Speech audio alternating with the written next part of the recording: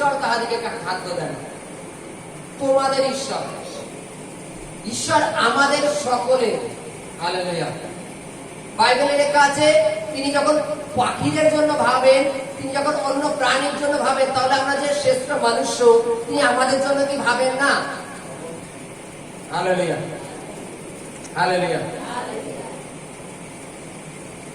উদাহরণস্বরূপ বলি, বাইবেলে লেখা আছে আমরা কি খাবো আর কি করবো, এই বিষয়ে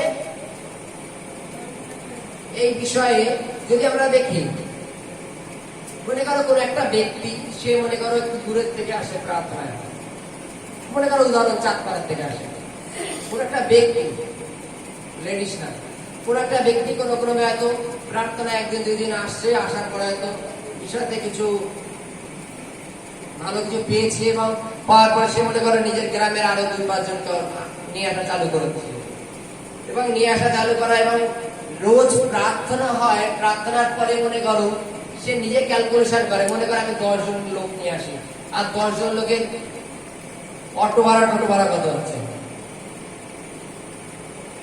উদাহরণ দিয়ে বলছি, মনে করো 300 টাকা টোটো ভাড়া হচ্ছে, 300 টাকা আসছে, 300 টাকা যেতে, তাহলে যদি আমার একটা টোটো হয় তাহলে কেমন হয়? টোটো বাদ দাও, অটো আমার একটা নিজের অটো হলে কেমন হয়? তাহলে ভাড়াগুলো হয়তো আমি পাই, ঠিক আছে। এবার আস্তে আস্তে দেখা যাবে যে প্রতিনিয়ত এটা মানো তো যে আমাদের স্যালারি বা মাইনে, আমাদের মনে করো যদি সরকার থেকে কোনো একটা চাকরি পাই, তো আমার মনে করো 15,000 টাকা মাইনে আছে, আমরা কি আশা করি যদি 20,000 হতে ভালো হতো, তাই তো? আবার 20,000 হলে যদি আর 2,000 বাড়াতো আর একটু ভালো হতো, নাকি? এরকম করে আশা বাড়ে। কিন্তু বাইবেল আমাদের কি শিক্ষা দেয় জানো? তুমি যদি 15,000 টাকা মাইনে পাও, তুমি 15,000 টাকার উপরেই প্রার্থনা করো যে ঈশ্বর তুমি এর মধ্যে থেকে কমপ্লিট করো, তুমি এর মধ্যে থেকে কমপ্লিট করো। রেল লাইনের পাশে যারা থাকে তারা ক্যান্সার কম মরে, জানেন? যারা দালান বাড়িতে থাকে তারা ক্যান্সারে বেশি মরে, কেন জানেন? তাদের পয়সা আছে, উড়ানোর ক্ষমতা আছে। যারা রেল লাইনে থাকে তাদের অত খরচা নেই, মানে উড়ানোর মতো ক্ষমতা নেই, ওর জন্য ক্যান্সারও কম হয়। মানে এটা যে কোনো ভয়ঙ্কর রোগ ব্যাধি কম হয় গরিবদের, বড় লোকদের হয়, গরিবদের একবার হলে একবারে মরে যায়। কেন? তারও কারণ আছে। এখানে কি বলছে বাইবেলের কাছে, আমরা কি খাবো কি করবো, আমাদের যতই দেওয়া হয় আমাদের কিন্তু কোনদিন কোটা পূর্ণ হয় না। সেই ব্যক্তি মনে করো তাদের অটো রিক্সা করে মনে করো নিয়ে আসতে আসতে তার এইটুকু ভাবনা চিন্তা হয়তো যে সেই প্যাসেঞ্জার গুলোকে কম করে যদি আমি রেখে দিই, আমি যদি এই ফাঁকে যদি আরেকটা টিক মেরে আসতে হবে কেমন হয়? ওদের তো আবার 5টার সময় নিয়ে যেতে হবে, এই ফাঁকে যদি আরো 200 টাকা ইনকাম করা যায় লোকালের মধ্যে, কেমন হয়? ভালো বুদ্ধি না? এই 200 টাকা হলে একটা ভালো কিছু করতে পারবো, ভালো কিনতে পারবো, ভালো খেতে পারবো, পড়তে পারবো। বাইবেলে লেখা আছে আমরা আরো অধিক চেয়ে ফেলি, যেটা আমাদের ক্ষেত্রে ভুল। এবার কোন ক্রমে এসে মনে করো 2-1 সপ্তাহ, 4 সপ্তাহ, 5 সপ্তাহ এইভাবে সে মনে করো বাইরে ইনকাম করছে, ঈশ্বর কিন্তু প্রতিনিয়তই তাকে চেতনা দেয়। বাইবেলে লেখা আছে তুমি পুরাতন প্রেম স্মরণ করো। হালেলুয়া, আছে তো নাকি? তুমি পুরাতন প্রেম স্মরণ করো, মানে যখন তুমি প্রভুকে প্রথম জেনেছিলে কিভাবে প্রার্থনা করতে, কতক্ষণ প্রার্থনা করতে, আর ঈশ্বর কথা কত লোকের আনন্দের সহিত বলতে, এখন কি করো তুমি? মানে পুরাতন প্রেমটা কমে গেছে, তাই তো? বাইবেলে বলছে পুরাতন প্রেমটা স্মরণ করো। সেই ব্যক্তিকে কিন্তু প্রতিনিয়ত ঈশ্বর পুরাতন প্রেমটাকে স্মরণ করার চেতনা দেয়।